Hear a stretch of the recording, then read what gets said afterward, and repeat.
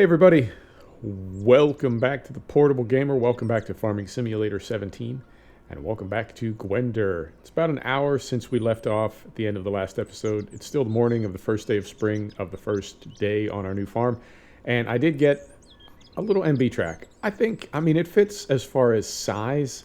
I don't know if it really is something you would see on a map in this part of the world, but, you know, it's internationalism, multiculturalism. I don't know. Maybe our farmers from somewhere else.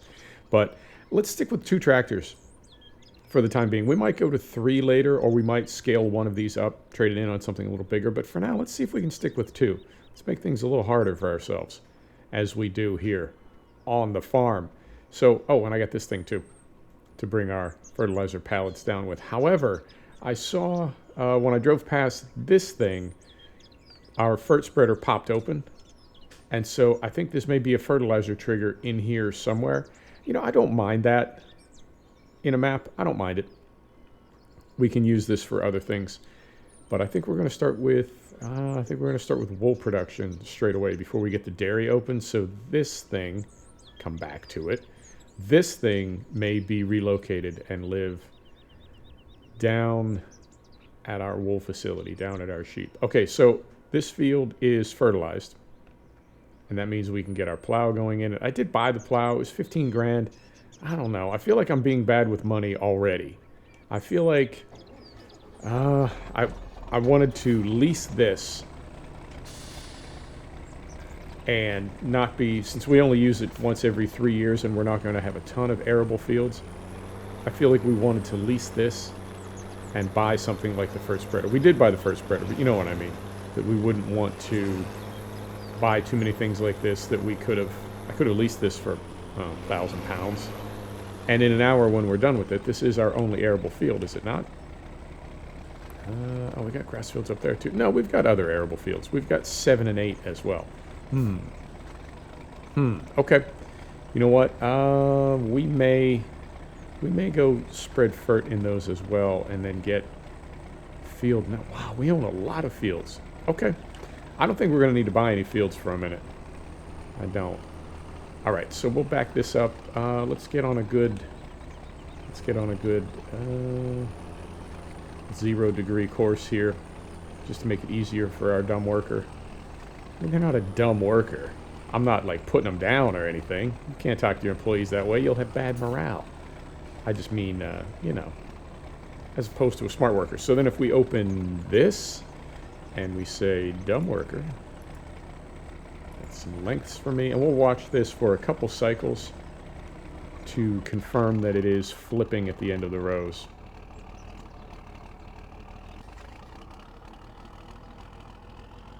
I'm already noticing significantly, sir.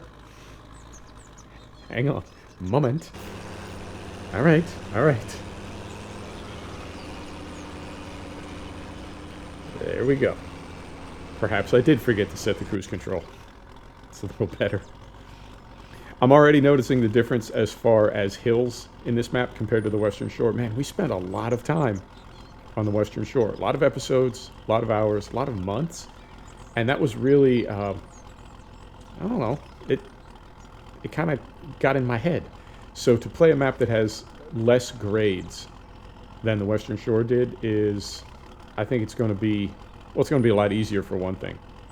But I think there's going to be a lot less to sort of think about and worry about as far as, you know, planning our routes and worrying about whether or not a tractor is going to be able to make it up a hill. Now, is this thing going to stop? Sir?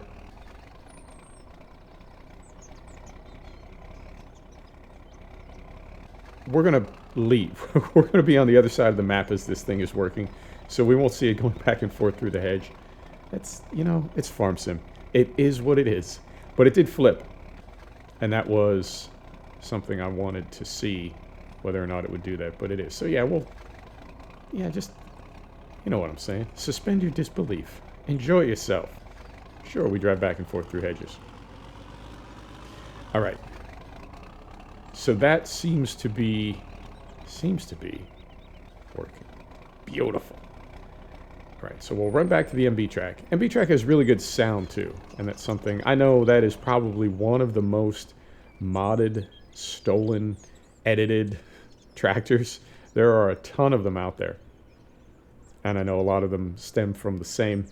You know what I mean? It's like what do you call it? When you take a vine, you take a little seedling at a vineyard, and then you have an entire vineyard that has essentially sprouted from one vine that's just been grafted over and over and over.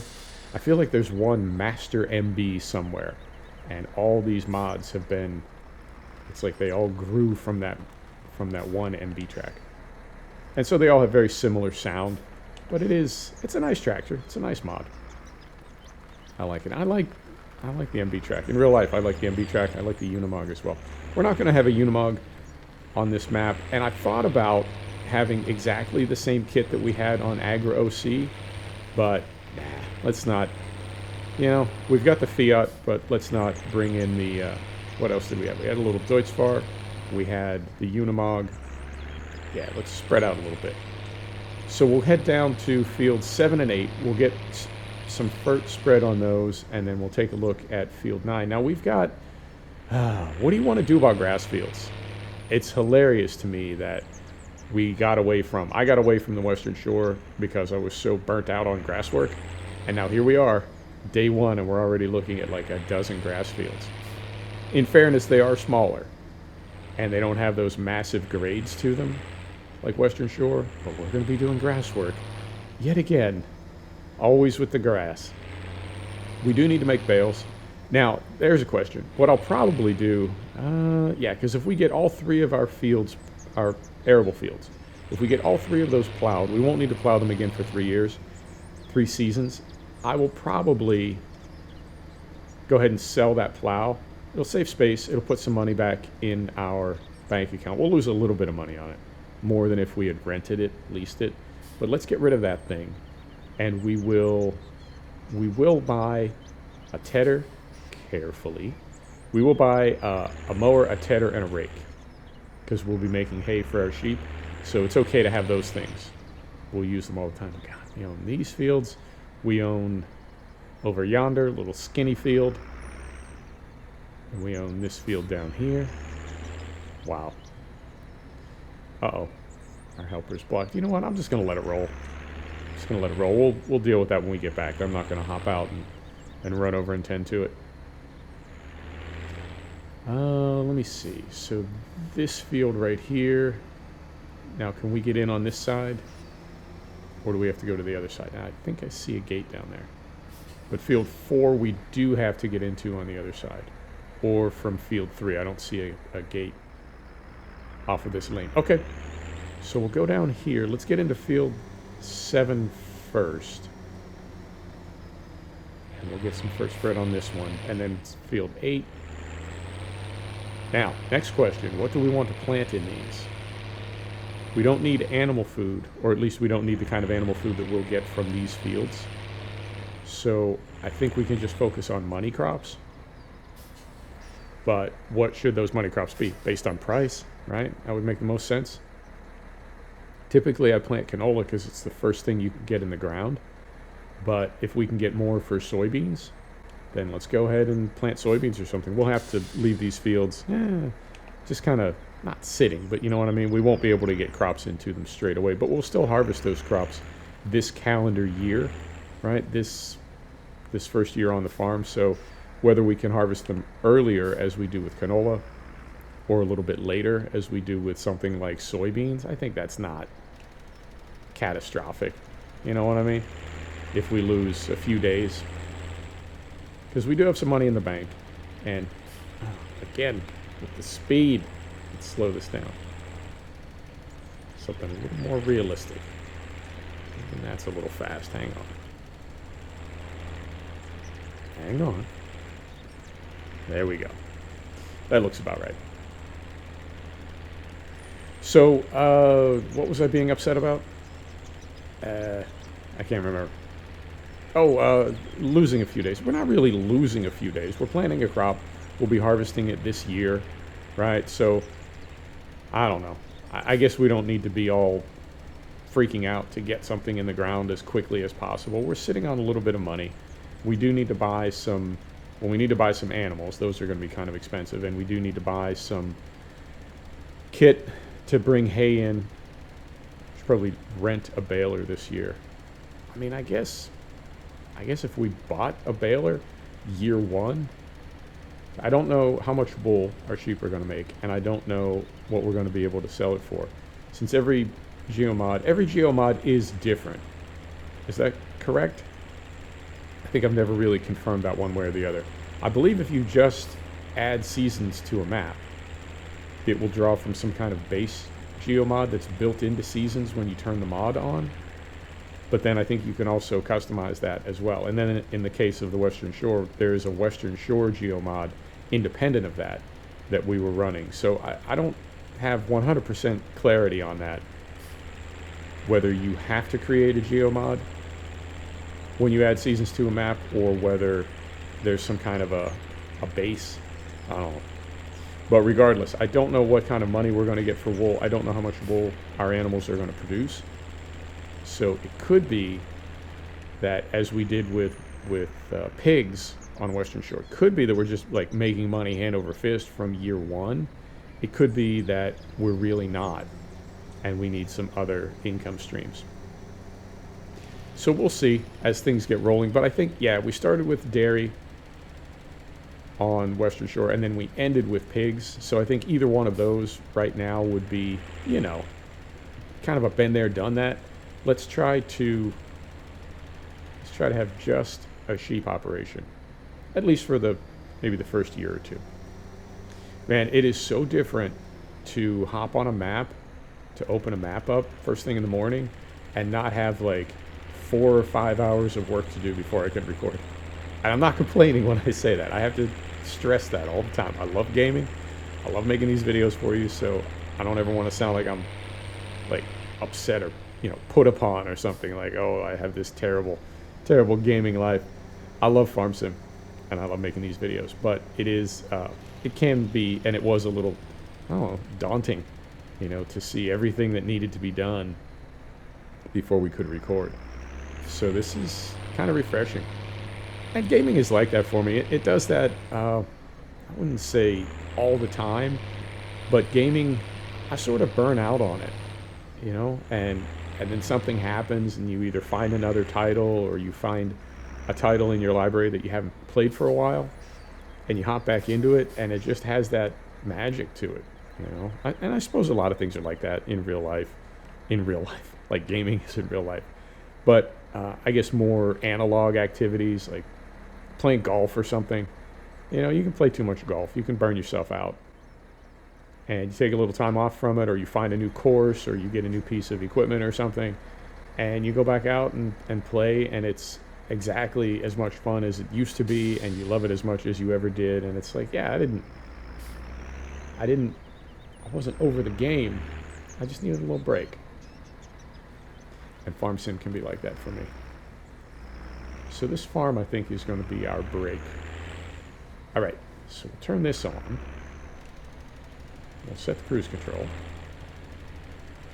All right, long skinny field. Now this one next to us, we'll see when we get a little closer. That could be an LOD, kind of a pop-in thing. But this field next to us, field 9, on the mini-map, it says it's grass. But that doesn't look like grass to me. I think we may have another arable field over here, which would be a total of 4.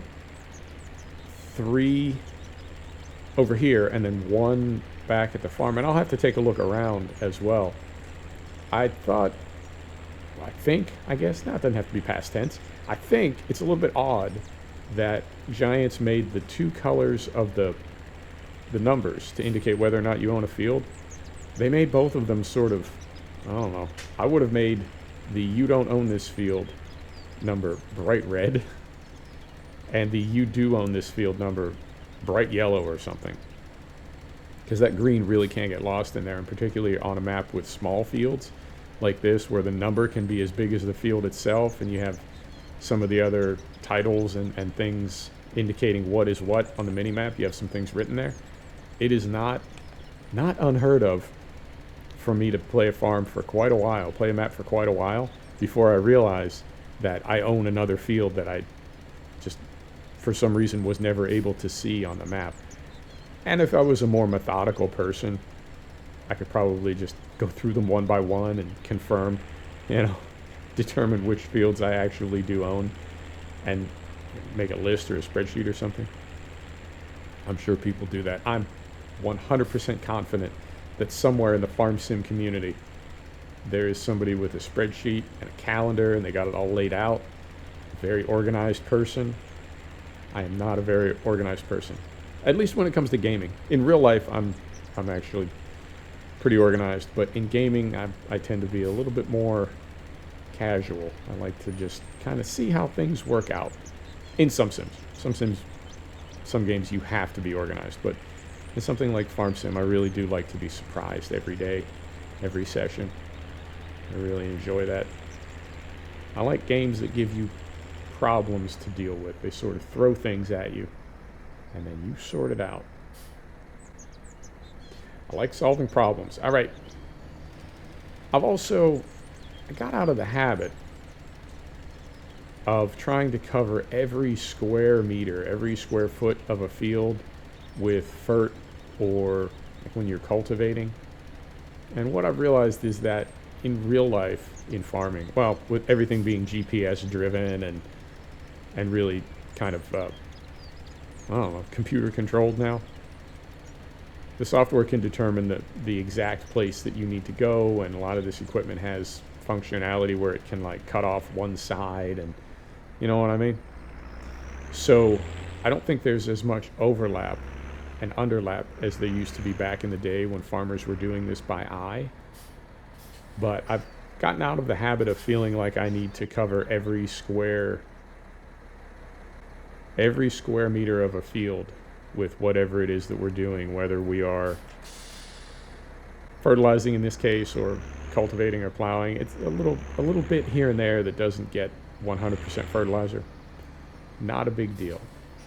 Yeah, it says this is a grass field, and it's not. It also says we own field 14, which is this one. Hang on, let me put the brake back on. So that would be, that is this one? Yep. This reminds me of a Knaveswell field. Let's go ahead and hit this one while we're here. We'll get all of our gates open, and we'll do this one while we're here. So yeah, I think in real life, with rain being a thing and irrigation and the fact that fertilizer and various products that you put on your fields, they can sort of migrate and move around and flow a little bit. I think it's okay to leave a gap here and there rather than, if you've got a 10-foot wide strip that didn't get fertilized on one pass, the idea of making another pass and doubling up on one area, right? Doubling the amount of fertilizer that you're laying onto that area, that seems, not reckless, that's the wrong word, but it seems like you're really putting a lot of chemistry on that one area of the field. Probably a bad idea. So yeah, I'm getting more comfortable leaving some little gaps here and there, although there is still a ton of overlap. But you know what? It's just pixels. It's just a game.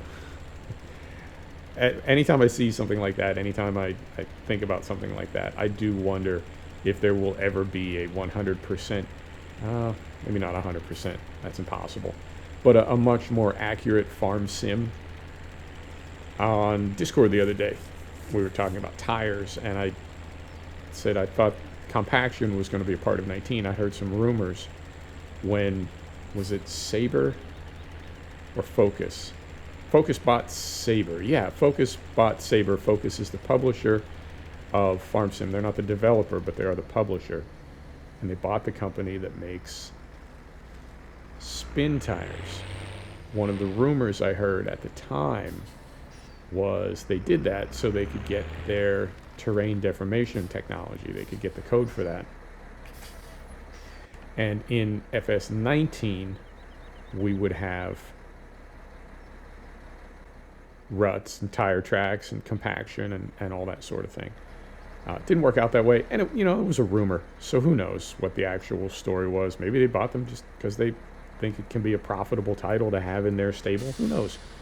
But I really thought that was going to be a thing that we had. And I don't know if any farm sim will ever bring that in. I know Cattle and Crops is trying to. Well, terrain deformation, I don't know if it's going to have compaction. But things like doubling up on fertilizer in a certain part of the field, and having too much fert in one place, not enough in another place, and forcing us as sim gamers, sim farmers to sort that out, I'd like that. Or at least I think I would. I think I would. That's one of those careful what you wish for kind of things. I think about Tarkov all the time. Oh, you know, too bad there's no really realistic FPS, milsim kind of combat game. I know there's Arma 3 and Squad, but you know what I mean. And then something like Tarkov drops, and it's like, wow, this game it's just too punishing. Well, yeah. If you were doing that in real life, it would be pretty punishing. So, careful what you wish for. Sometimes we get more realism than we want in a sim. There's a balance, though. And that's there's a lot of threads online. You can find a lot of Reddits. And I've been kind of digging into the philosophy and the mechanics of game design. Game design, for me, I see in very broad terms, right? Balance, fun factor, right? But you get into this stuff like ludonarrative dissonance. What? There's a lot of complexity to game design, and it's much more involved than, well, it has to be fun. There are levels of like the human mind that game developers are really needing to understand now, because games have become so comprehensive and so there's so much depth to games now that it's more than just, you know, make this happen, people will get a quick shot of dopamine, and then your game will be fun to play and people will like it. I feel like our expectations of games are so high now that it's much more difficult for a game developer to make a game that clicks for people in the same way that, you know, 100 plus years ago, when people first saw movies, right? It was very easy to impress a crowd because they'd never seen it before. They'd never seen the actual medium itself before.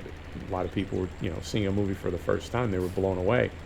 Now, a $150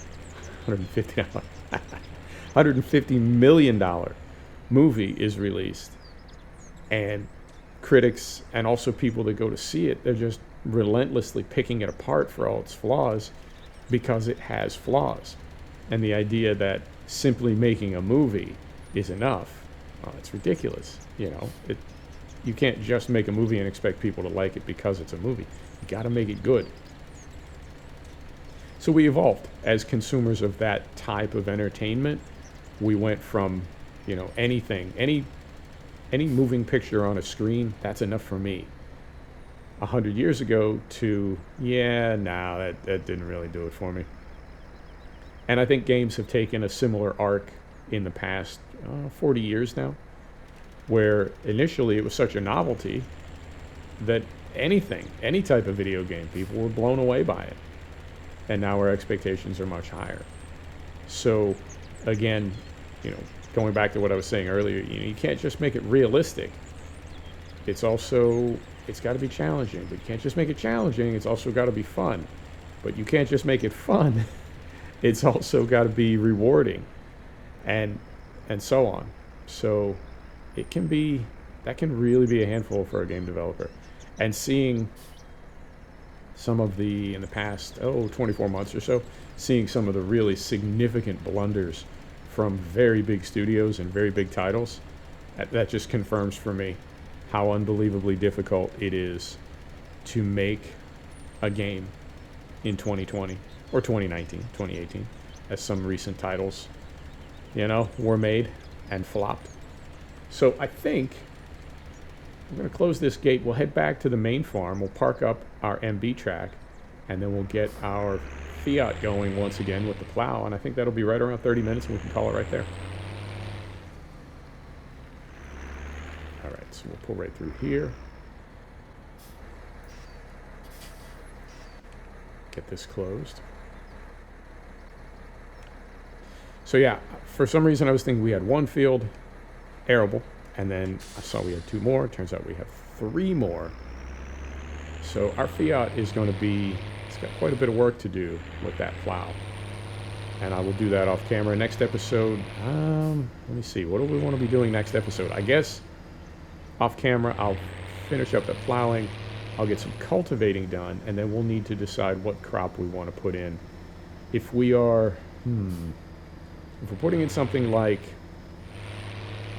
soybeans or sunflowers, good money crops. I just realized. I can zoom in a little bit. I like that drone cam. No need to be. It's like a satellite camera. Zoom in a little bit, it will. If we're putting in a money crop, we won't put it in till later in the year, and depending on how the grass grows on this map, it's possible that we'll have a grass cut before we even put a crop in the ground. So let's just play it by ear. Let's see how things develop, but we will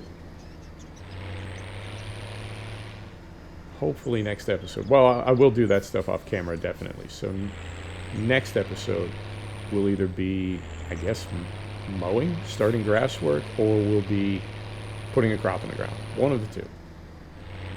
And what I'd like to do is get some hay put up. Typically I buy hay bales, but let's play a little bit more realistically. Although, in fairness, yeah, you can buy hay bales in the real world. So it wasn't quite an argument, but it was a heated discussion on some forum about the ability to buy bales, and somebody was saying, you know, that's cheating, it's not realistic, it's terrible.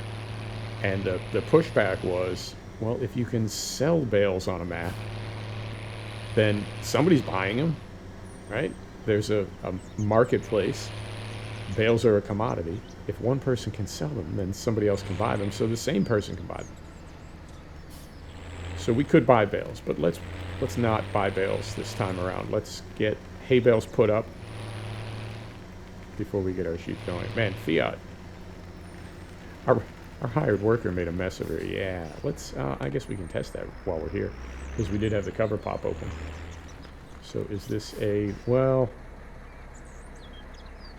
yeah, no, let's not. So we'll shut this off. We'll set the brake. I don't know if that triggered from this thing. Well, yeah, it had to have, because it triggered from this before we had this. I think this may all be a FERT trigger in here. I think it is. All right. You know what? That's 28.5 minutes, and all I'm going to do is turn the 4-wheel drive on and get this thing going again. So we'll call it right there. But yeah, I'll finish up these fields off camera, plowing, and then next episode will be, oh dear. Oh dear. All right. There's that more realistic life. Right on. Thanks for stopping back to check out the Portable Gamer. Thanks for joining us for another episode of Farming Simulator 17. This is Gwenddwr. See you next time. Take care now.